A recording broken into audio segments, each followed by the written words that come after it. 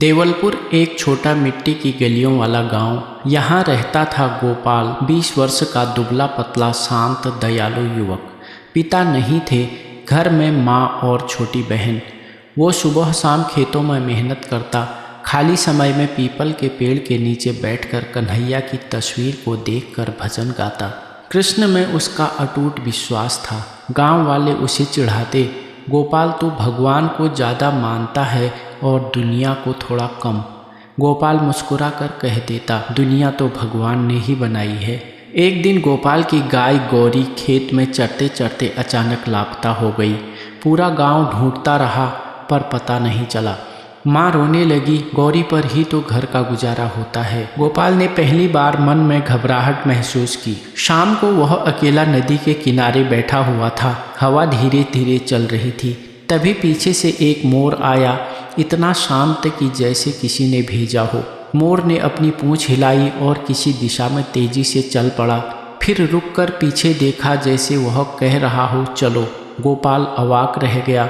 वह उसके पीछे चल पड़ा। करीब आधे घंटे की दूरी पर उसे अपनी गाय गौरी मिल गई।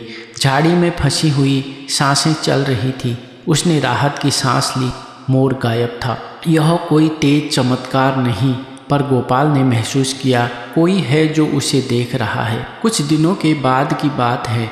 गांव में अनाज के भंडार में रहस्यमयी चोरी हो रही थी। बोरी खुली नहीं, किसी ने ताला तोड़ा नहीं, पर अनाज गायब। गांव डर गया, यह चोर नहीं कोई अनिष्ट है। एक रात पहरेदारी में गोपाल भी था। बरगद की छाया में बैठे वह मन ही मन कृष्ण के नाम का जप कर रहा था। धीरे धीरे उसे नींद आने लगी। तभी किसी ने धीरे से उसके कंधे को छुआ। चारों ओर कोई नहीं था, पर जमीन पर एक मोरपंख गिरा था, ताजा चमकता हुआ मोरपंख। गोपाल ने महसूस किया जैसे किसी ने कहा हो, जागो खतरा पास है। उसी क्षण उसने देखा, दूर से दो परछाइयां भंडार के पास घुस रही थी। वह तुरंत शोर मचाने लगा। गांव वाले इकट्ठा हुए और बरसों से गांव को परेशान कर रहे दो चोर वहीं पकड़े गए। गोपाल हैरान था, उसे जगाने कौन आया, कंधा किसने हिलाया। गांव वाले बोले किसी देवदूत ने जगाया होगा। गोपाल मन में बोला, वो शायद कान्हा थे। कुछ दिन बाद एक और घटना घटी। गांव का 12 साल का लड़का रोहन एक दिन बांस के खेत में खेलते खेलते गहरी खाई में गिर पड़ा। चोटें गहरी थी, चारों तरफ कांटेदार बाड़ लगी थी। कोई नीचे उतर नहीं पा रहा था। सब रो रहे थे, बच्चे को कैसे निकालें। गोपाल भीड़ चीर कर आया। वह बचपन से ही बांसों की झाड़ियों का रास्ता जानता था। माँ बोली, गोपाल मत उतर, फिसल जाएगा। पर गोपाल बोला, अगर आज डर गया तो जिंदगी भर खुद से नज़र नहीं मिला पाऊंगा। वह खाई तक पहुंचा, लेकिन रास्ता फिसलन भरा था। उतरना लगभग नामुमकिन था। गोपाल घबराया।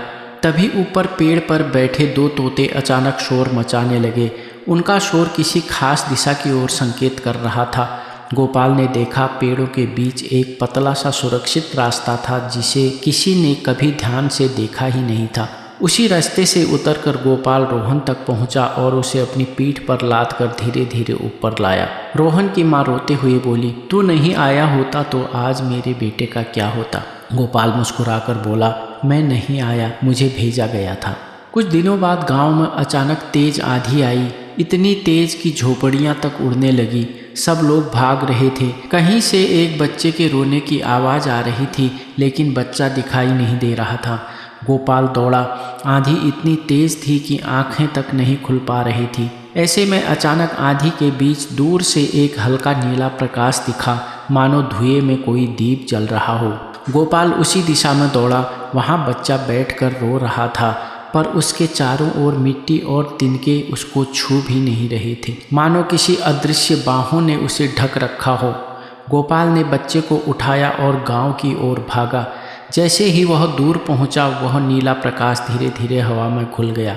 बाद में बच्चा बोला, काका, मुझे किसी ने पकड़ा हुआ था, वो मुझे गिरने नहीं दे रहा था। उसकी आवाज़ मीठी थी। गांव वाले एक दूसरे को देखने लगे। गोपाल के भीतर एक शांति उतर आई। आंधी थमने के बाद गोपाल अकेला पीपल के नीचे बैठा। हवा में अचानक मधुर बांसुरी की सी आवाज़ उठी। चारों ओर हल्की नीली रोशनी नाचने लगी और पेड़ से धीरे धीरे एक मोरपंख गिरा। गोपाल ने उसे उठाया। दिल की धड़कन तेज हुई। उसे लगा जैसे कोई कह रहा हो, जहाँ प्रेम है वहाँ मैं हूँ।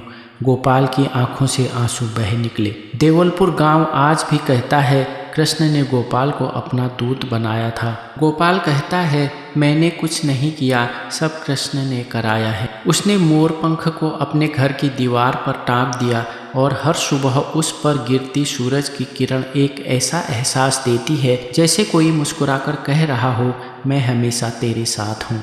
जय श्री कृष्णा। राधे राधे।